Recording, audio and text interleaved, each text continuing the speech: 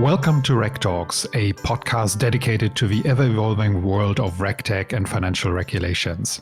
My name is Claus Christensen, and I'm the CEO and co-founder of Know Your Customer. We're an award-winning RegTech provider specialized in corporate client onboarding, KYC, and anti-money laundering compliance. Today, it is my pleasure to welcome Julian Dixon as my guest. Julian is the CEO of Napier. He has more than 20 years of financial services experience gained at major investment banks, including Deutsche Bank, JP Morgan, and Commerzbank. His roles have ranged from front office sales leadership to private equity, giving him a unique perspective on financial services processes and technology. Julian, thank you so much for being here. It's a pleasure. Thank you, Claus. So let's jump right in. From your perspective, what role does artificial intelligence play in transaction monitoring?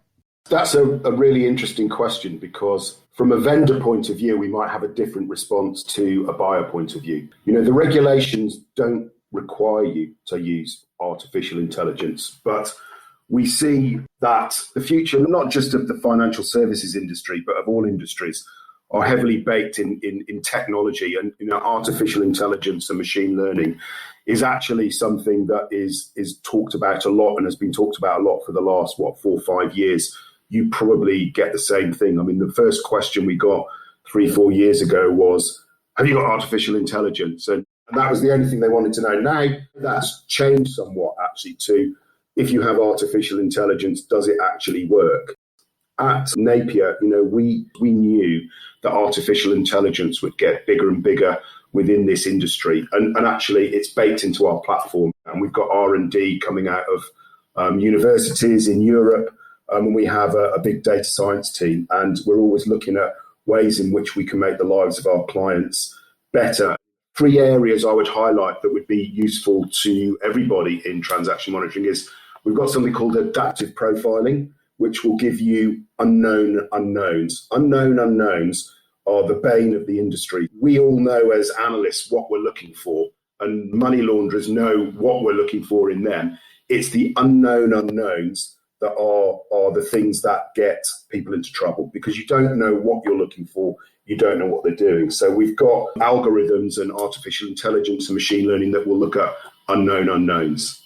The other thing, interestingly, that we found is AI triaging. So this isn't doing anything fancy around detecting things. It's more around the setting up for the analyst their day's work, saying you should be looking at these alerts first. If you look at these alerts first, your success rate is going to be better than if you look at these alerts. So it looks at all the alerts and comes up with scores and orders them and actually helps you set out your day's work so you can be more successful with your time. And then perhaps the final thing is segmentation, which is the challenging of static segments. So when Claus Christensen is onboarded at a bank, he is defined as, a CEO, paid probably several £million a year, and that's his profile forever. But, those segments can change. Claus Christensen can become more successful, or perhaps he may retire and then get a pension. So having dynamic segmentation to look at the changing segments, which then feeds in to the risk profiling and the view of the behavioral analytics of the client, becomes very important in transaction monitoring. That's very interesting. I actually totally agree that the buzz about AI is overdone, and we now enter a phase where, as technology companies, will just get down to it and actually use the things correctly and not just put that out as a marketing device. Oh yeah, we use AI and it has to do something worthwhile. And my next question would be about the state of transaction monitoring technology there. What needs to be done differently, in your opinion? More specifically, are systems based on traditional thresholds and scenarios obsolete now? I think they do still have their purpose within the environment. Now, we are all mandated by the regulator to do certain things, and in fact, you can do those things by using a rules-based system. Now, we see as we move forward, rules-based systems aren't actually perhaps achieving what we want. So we start to use AI to do things like find the unknown unknowns, to make it more efficient and less work. But the reality is that your your system should be reflecting your policies and procedures, your risk policies and procedures. And if you have a risk policy that says anything from country X over $1 million, you need to look at it. You don't need AI for that. You just need a rule. So I think rules-based systems will always have its place. I do think over time they will be augmented and enhanced with AI. I think we need to be careful that the AI doesn't take over, i.e. you always have to have human intervention, certainly on a regular basis, to make sure the AI stays tuned and doesn't stray from its mandate. But it still always has to be somewhat aligned to the policies and procedures of the organisation, which of course really is set at the C-suite and reflects the risk appetite of the said organisation within their regulatory framework. So to answer your question is, yes, they do have a place, but I do think that having AI moving forward is where the industry is going and where it should be going. So is it more a spectrum where decisions and tasks and jobs that are closely aligned with the risk policy would be best served with actually more traditional systems, with rules-based systems? And then there's, on top of that, there's additional things that go further where we might use AI? I think that's where we are today.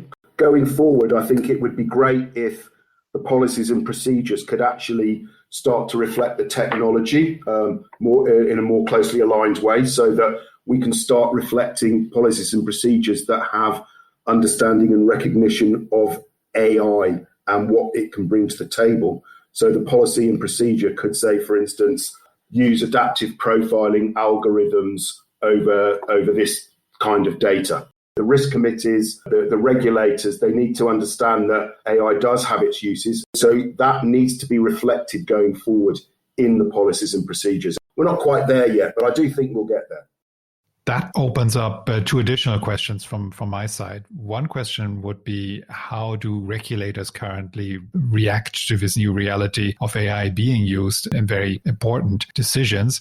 And the other one related to that would be, have you encountered challenges to the AIs, like real problems? To answer the first question about regulators, and you probably know this as well, regulators move at different speeds. So, famously, MAS is very advanced in this, and the US regulators also came out with legislation, I think probably about 18 months ago now, saying that you could start to use historical data, real historical data, to test your AI models, and there would be no punitive action for retrospective things that the AI found, therefore encouraging financial organizations to start testing the AI technology in a real way.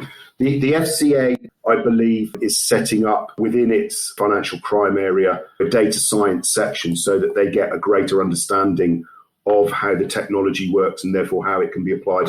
And more importantly, when they do audits, they can actually begin to understand what's going on. Because the prime problem that we encounter, which our clients encounter, is of course you have to have explainability. You can't just say the machine said that. So which is why, we always believe there is a machine and human piece here, and the machines that we have got that explainability and simple kind of UI experience, so that the analysts can understand what the algorithms and the machine learning has found, explain it in English, and therefore they can begin their investigations. And when they get audited, everything is explainable. So the FCA, I think, takes a real big lead from the tier ones. The tier one banks have typically had the larger budgets to have these bigger programs, and I think the FCA has taken a real good look at some of those. So they are beginning to get a much greater knowledge and understanding, recognition and acceptance. And I think they're working on having their own teams internally to skill themselves up as well.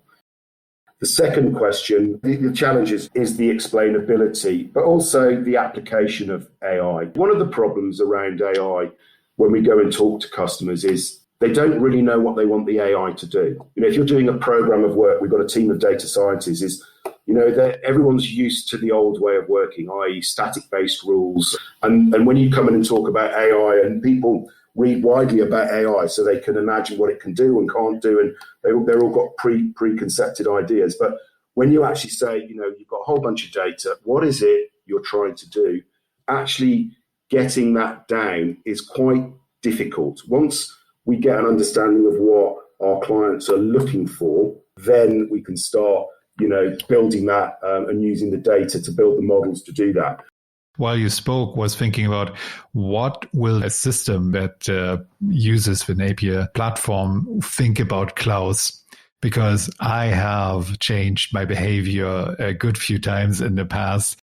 That's an interesting comment, Claus, because, we have deployed this into tier ones, and actually it's a really good place for compliance in the front office to be sharing a system, because the account managers really love the technology because they can see the accounts in real time, what the accounts are trading in, where they are focused on, and it really helps them manage the account as well. It really brings front and back office together with the same piece of software in a very constructive and progressive way, business enabling as well as compliance enhancing. That is, again, a similar approach that we have. The best value is really delivered to our clients if our products don't just solve the narrow problem of AML compliance, but go beyond that and help them with a real business.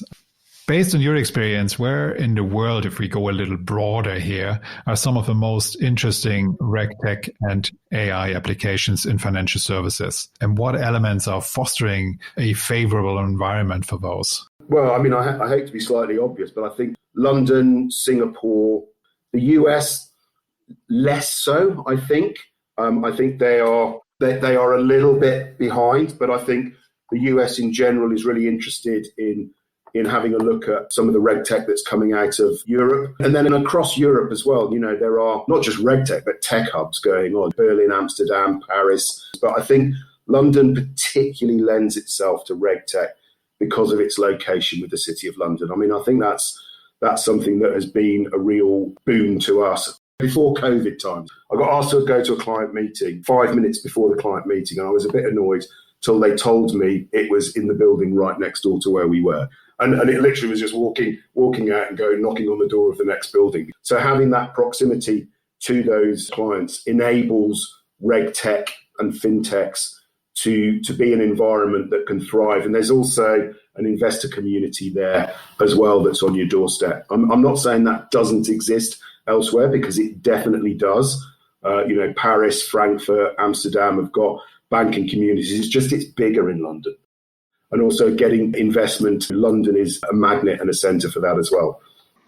I would agree on that one. London is extremely strong with investments. We've seen that in our own raisings, and I've spoken personally to a lot of London-based investors. That is a hotbed for this, especially for fintech. I don't want to leave any of your listeners globally gnashing their teeth thinking I've forgotten them. So I'll call out Canada, Australia as well. We see competitors from those arenas, and mainland Europe, but London, Dublin, Amsterdam, Paris, Berlin in particular. I would actually add both the global financial center number 3 and 4 in Hong Kong and Singapore to this. Yeah. What I found is the regulators are really pushing now. MAS, as you said before, is doing a lot of things. And in December, the Hong Kong regulator, HKMA, and the SEC are there as well, both pushed out multiple circulars around RegTech. There's a new initiative in Hong Kong from the HKMA and from the regulator, a 2-year plan to push adoption of RegTech. Okay, final questions, and I asked them to every one of my guests. If tomorrow you woke up and somehow you had become the global financial regulator, what would be the first thing you would change, and of course, why?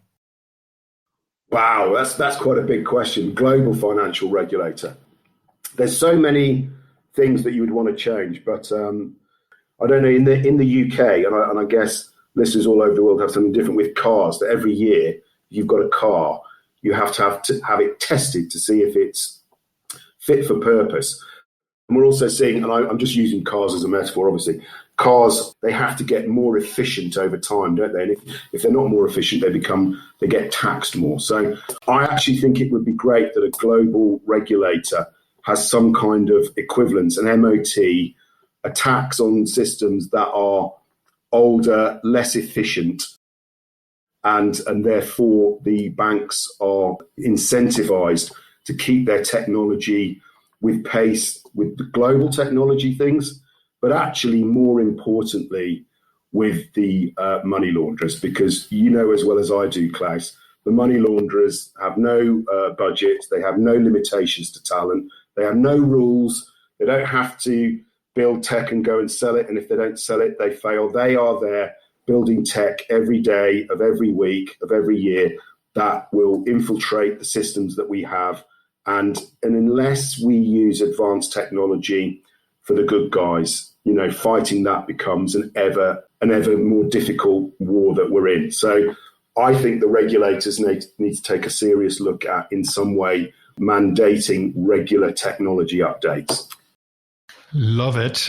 Keeping pace with what happens outside, and on the other side, more do it on the money launderer side, is essential and is a good thing for all of us. Nobody wants dark money in the system, and nobody wants to support crime. And if we make it mandatory and nudge the industry to upgrade their systems to better systems, I think that would help everybody. Julian, thanks so much. Thank you. This has been fun. This was a great interview. Total pleasure, Claus. Thank you. Thank you for listening to this episode of RegTalks. My name is Claus Christensen, and I'm the CEO and co-founder of award-winning RegTech provider Know Your Customer. If you liked the episode, please subscribe to the whole series and leave us a review. And if you'd like to connect with us, suggest a guest or a topic for an upcoming episode, please send us a message at info@knowyourcustomer.com or visit knowyourcustomer.com/RegTalks.